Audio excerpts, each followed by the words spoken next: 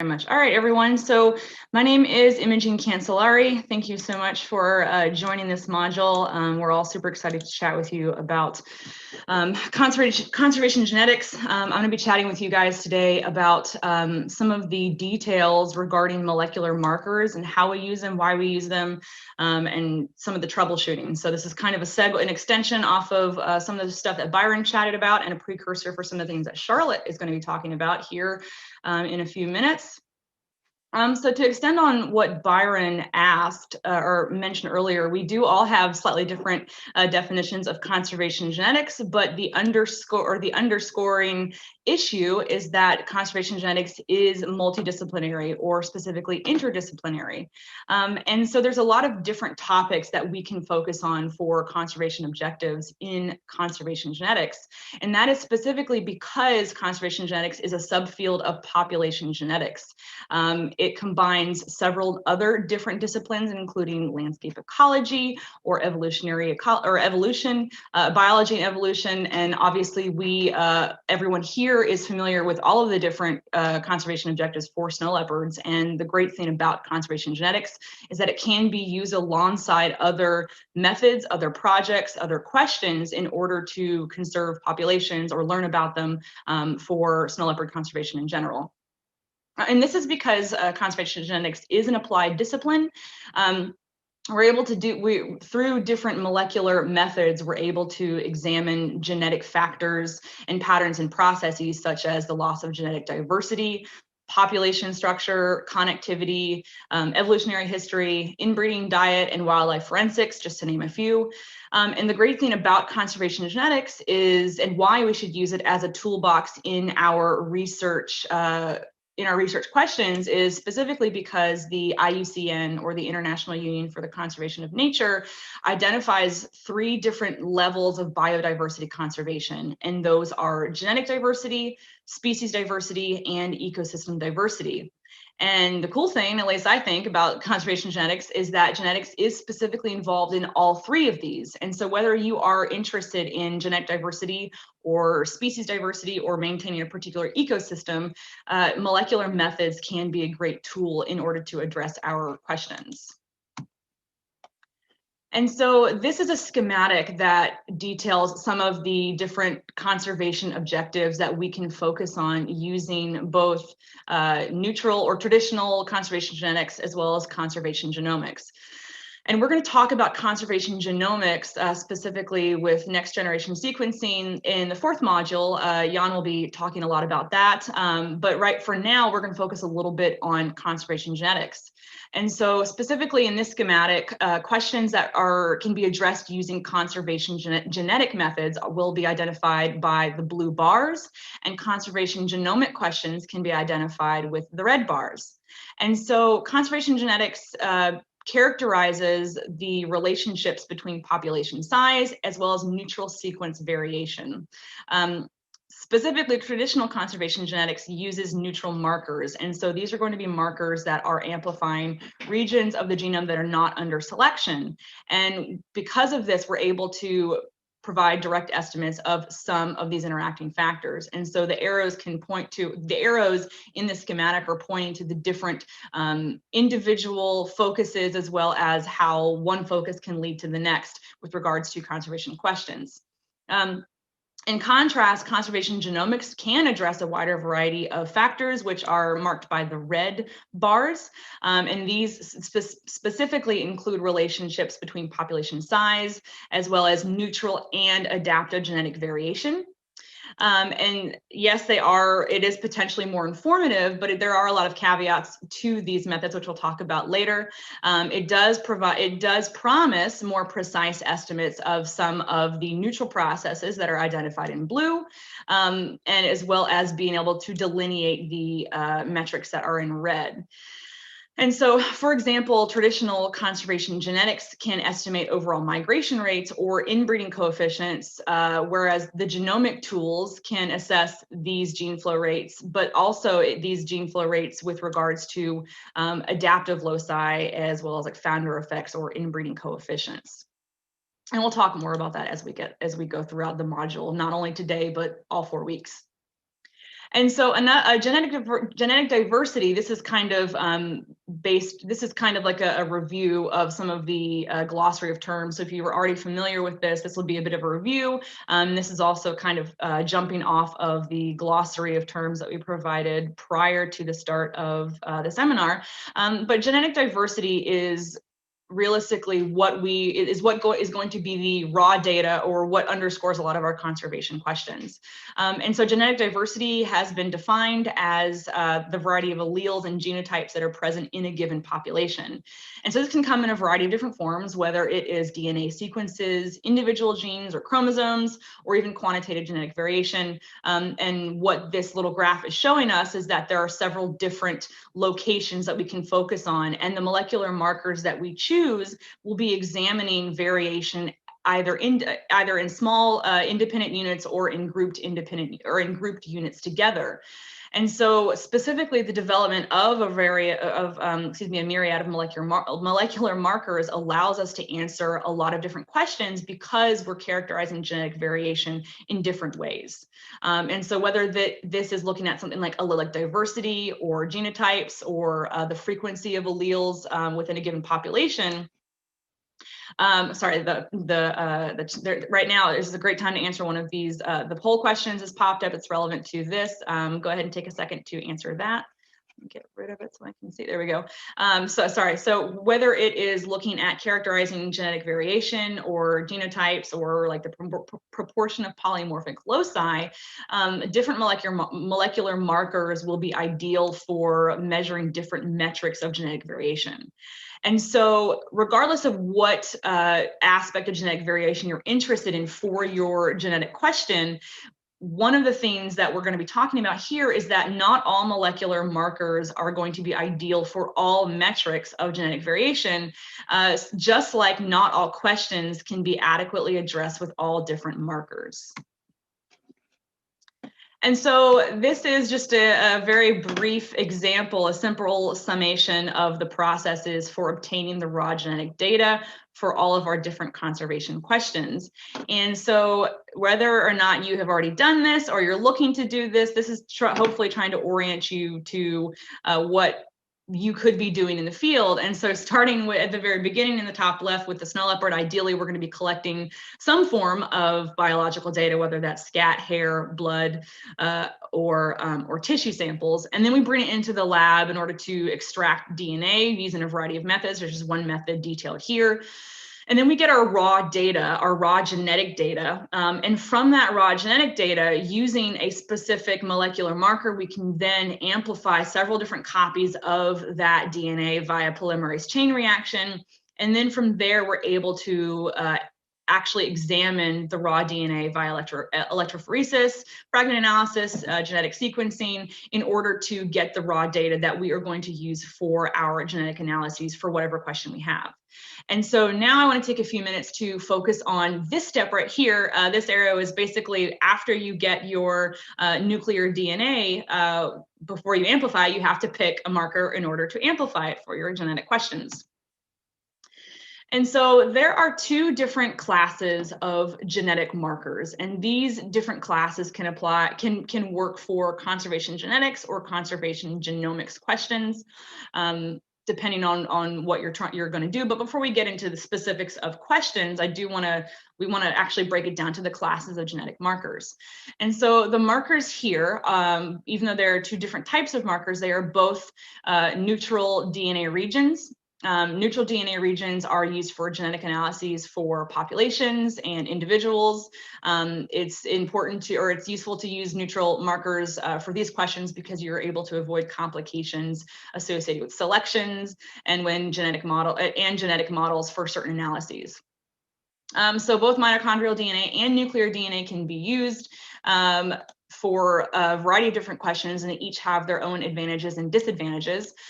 First, mitochondrial DNA. So this is mitochondrial sequences that are from the mitochondrial genome within individual cells. It's inherited only through the mother. The way that it works is that you can sequence a desired region, and you can select that individual region and the length depending on the application or specifically the question. And in this case, the alleles of a desired location are genotyped, and the individual unit of measurement is going to be the actual base pair variation in this case. In microsatellites, microsatellites are going to be the marker that we use for nuclear DNA that is inherited through the mother and the father. You generally genotype desired loci using microsatellites, which is what I'm going to focus on here for the rest of this talk, or for part of this talk for markers. These are variable short tandem repeats. So instead of an individual base pair being your unit of measurement for variation, you're looking at a small group of markers for this. And so you're going to select the microsatellites and the number of microsatellites that you want to analyze based on the application and the strength of the marker. And these particular markers are great for analyzing population structure, population size, individual identification, relatedness, and sex ID. And this is not always going to be the case for mitochondrial DNA. And so a good example of this is, so for neutral genetic variation using like microsatellites, you would be looking at processes such as gene flow, migration, or dispersal. Whereas if you were going to look at adaptive genetic variation, you would be focusing on evolutionary or adaptive potential of populations. And so this is kind of a two-step process. So in order to understand or to identify adaptive genetic variation, we really need to have a good understanding of population structure using like neutral genetic variation or neutral markers. And so with regards to like adaptive genetic variation, Bayer and Dr. Weckworth has done some of this work on caribou. And so if you have questions on that, he would be a great resource for this. I know that Dr. Janeczka has also done some really cool research with regards to like adaptation to high altitude using hypoxia pathways in snow leopards. And so contrasting this to looking at like landscape processes such as gene flow or population structure, which has been done by lots of people that are in this module, it's a great comparison of how the two classes of genetic markers can be useful. And so just to make it visually make sense, with regards to mitochondrial DNA, to back it up, you've got your cell, and within a cell, you've got your nucleus for nuclear DNA, and then you've got your mitochondria, which houses the mitome or the mitochondrial DNA. And so for mitochondrial DNA, like I said, you're looking at individual base pair variation. And so changes within your individual amino acids or your individual base pairs is going to be the metric of measurement. And so because mitochondrial DNA evolves so much more quickly than nuclear DNA, or more rapidly, it's like 5 to 10 times faster than nuclear genes, it makes it really useful for tracing genetic lineages. Like I said earlier, the difference between mitochondrial DNA or sequencing mitochondrial DNA and microsatellites is the length of the measurement that you're examining. So in the case of a microsatellite, it is nuclear DNA, like I said, it's biparentally inherited, and you want to use several different microsatellites because you're looking at a short tandem repeat. So the unit of measurement that you're looking at is several different, or is a group of microsatellites, a group of individual base pairs together. And so that's why you generally need a lot more to analyze. You need to analyze a lot more in order to address some of your conservation questions. And so we'll talk about this more in the coming weeks, but with regards to conservation genomics, looking at single nucleotide polymorphisms is basically the measurements that we are using for lots of conservation genomics questions. So it is a lot more, it can be a lot more informative than microsatellites because you're analyzing millions of loci.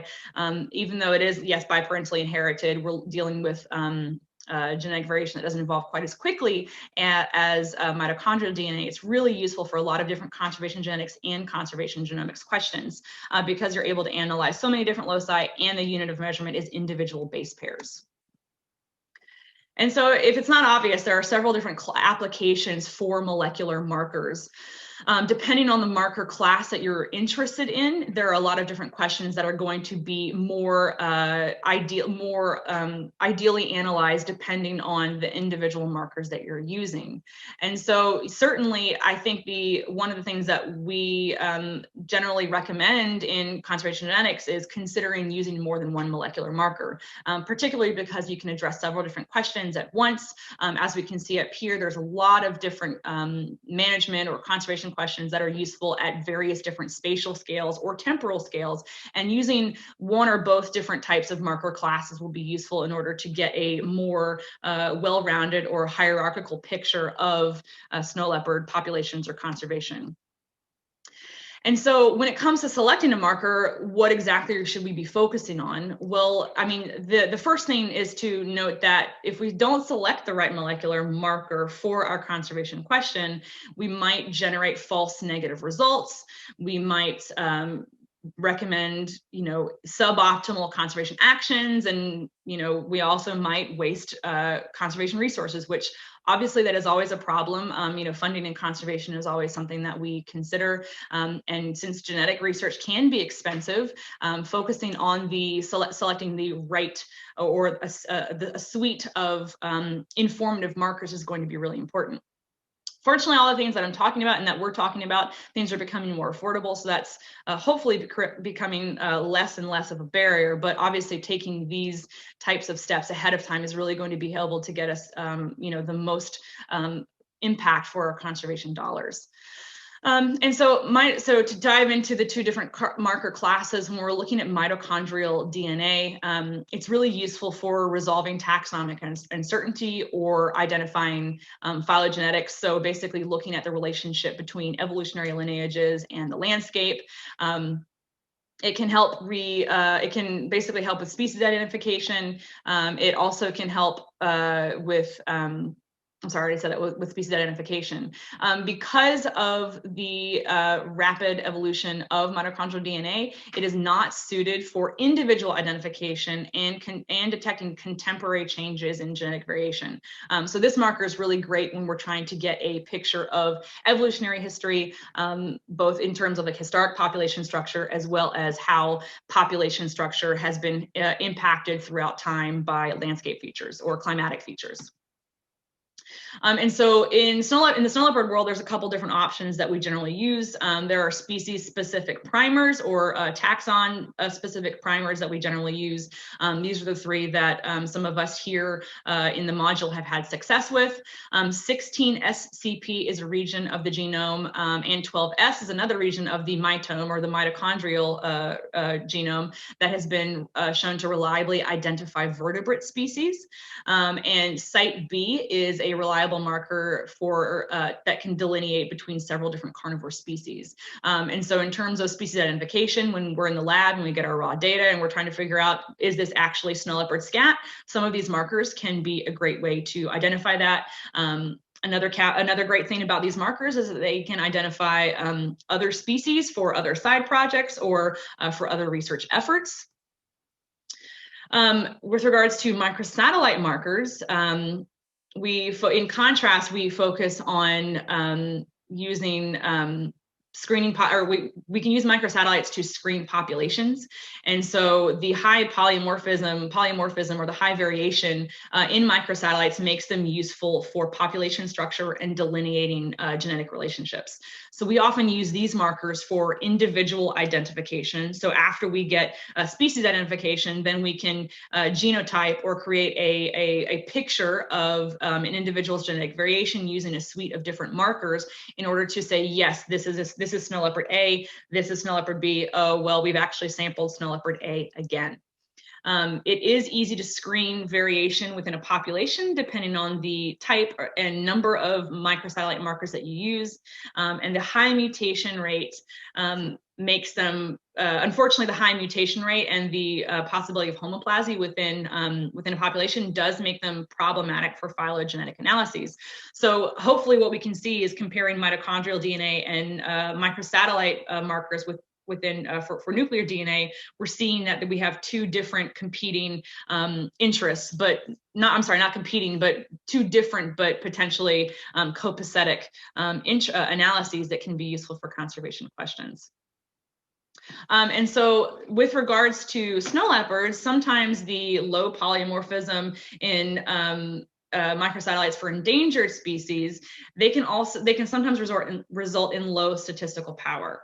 And so in particular, for lots of different endangered species, things like allelic dropout and misprinting can introduce bias.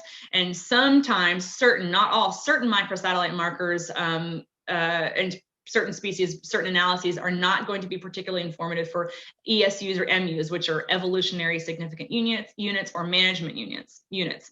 And for snow leopards, we have a huge suite of microsatellite markers that are available. There are a total of 33 that have been successfully used in a variety of different projects.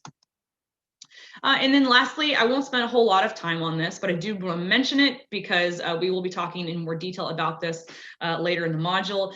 The single nucleotide polymorphisms is another molecular marker. It's another tool that we use to address a myriad of different conservation questions.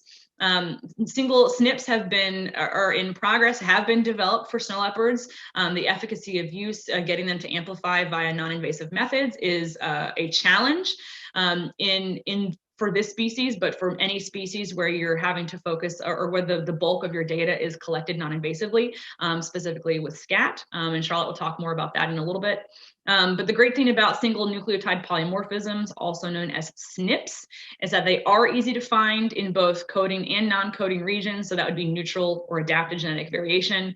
They're easily transferable between labs, so you're not dealing with some of the challenges of replication. Some of the issues include cost of development, does require some technical experience, as well as from a purely lab-based standpoint, ascertainment bias is something that can be an issue. And so ascertainment bias is basically the issue where you're introducing bias into the analyses via where the SNPs were developed. So meaning that if you have if you're developing SNPs from cats in Pakistan and you're using that panel to analyze snow leopards in Russia, some of the variation might be lost because variation in Pakistan might be different than variation in Russia, and you might not be able to amplify all of it. And so we can talk more about that. If anyone has questions, I can link some papers for that. And so when it comes to actually selecting a marker, how do we do it? What do we do? The rules, I think, are kind of simple. There should be a lot of them, and they should be distributed widely across the genome. So you don't have to develop the markers yourself.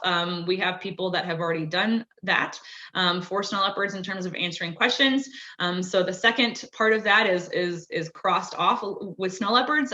But in terms of when you're actually designing a project, you want to make sure that you do have enough markers to address your question. The goal then is they're going to be able to adequately assist with your analysis and interpretation. And ideally, these markers that you're choosing are going to be comparable across labs. So if you are working with a group in another country and you're looking at transboundary conservation efforts, it would be ideal that both labs are using the same molecular markers and that you're following the same techniques in the lab in order to mitigate some of the issues with regards to replication, and then just differences between individual analyses from a human standpoint, as well as issues with different equipment and chemistry, et cetera. And so, specifically, there's a whole lot of different markers that we have. There's a lot of different questions we can have. And so the relationship is really, the relationship between the two is really critical in order to actually address your question. And so, Dr. Weckworth talked a little bit about the different conservation priorities for snow leopards, but I think the underscoring issue is that we have a hierarchical approach where we can look at like evolutionary history, contemporary population structure, more fine-scale population structure, and then hopefully in the future, more adaptive potential for snow leopards across several different spatial or temporal scales. But realistically, if you have a research question, the main, like at the heart of all of our conservation genetics questions is going to be specifically through what mechanisms will adaptive potential be lost in snow leopards. And so whether we're looking at phylogeography or contemporary gene flow, or you're trying to identify a number of individuals in your study area or a management question, being able to address this question right here is what is the most important. And so determining the mechanisms through which we're going to potentially lose adaptive potential or genetic variation in snow leopards, whether it is bottlenecks, small isolated populations like genetic drift, selective sweeps due to climate change, or spatial genetic relationships like landscape genetics. Once we determine some of those causes, we can then we'll have a better chance of determining, are the threats to snow leopards in our given study area or in a country of interest or in a region of interest, are these threats a genetic one, or are they more a demographic one? The reality is it's probably going to be both. So, is it population decline or reduced plasticity or increased stochasticity due to small fragmented populations?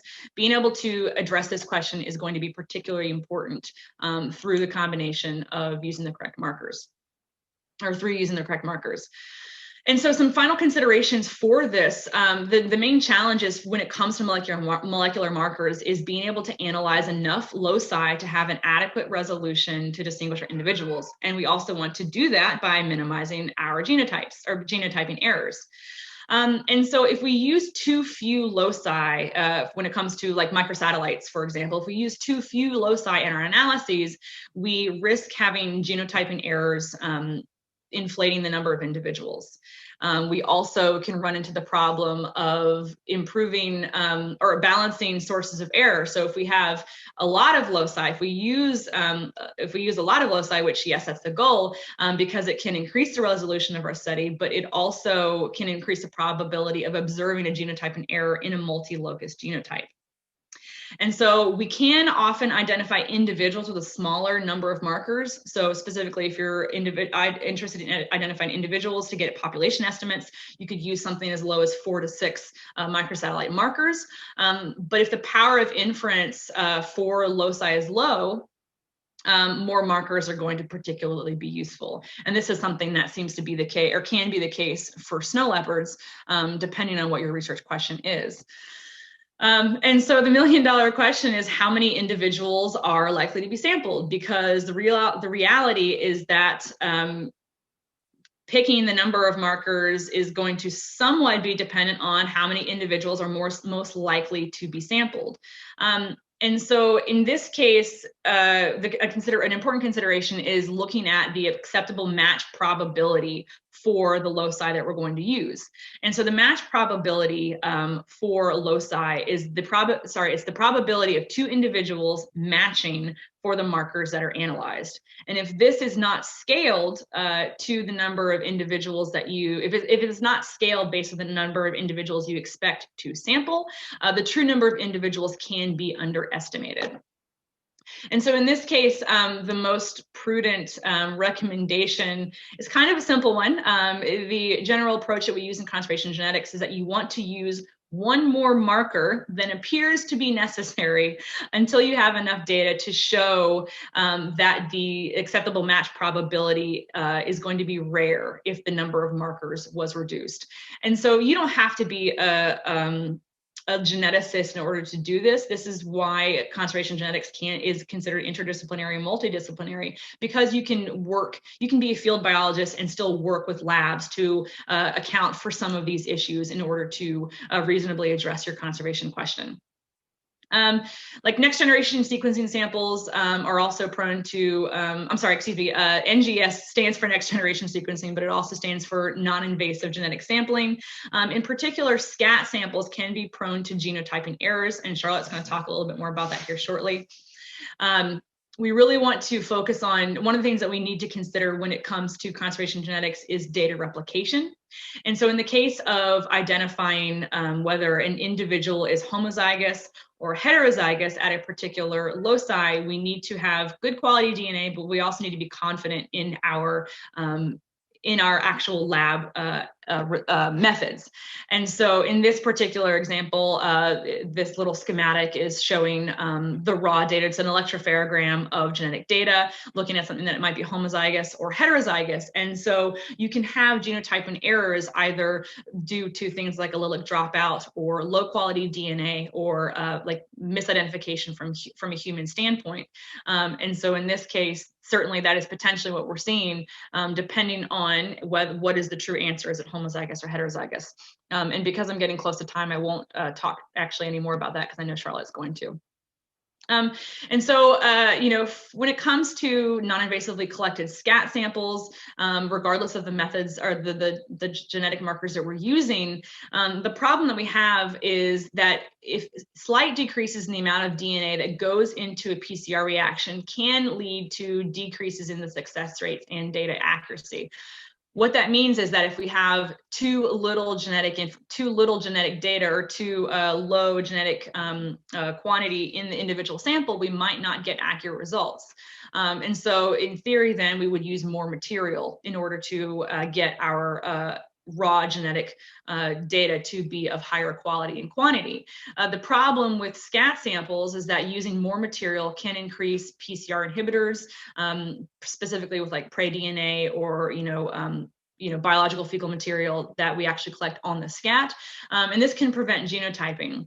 And so we're kind of stuck in between like a rock and a hard place, trying to figure out, the quality of the sample, as well as the markers to use in order to both address our questions and be able to adequately get at some of our research questions, barring some of these different unique issues.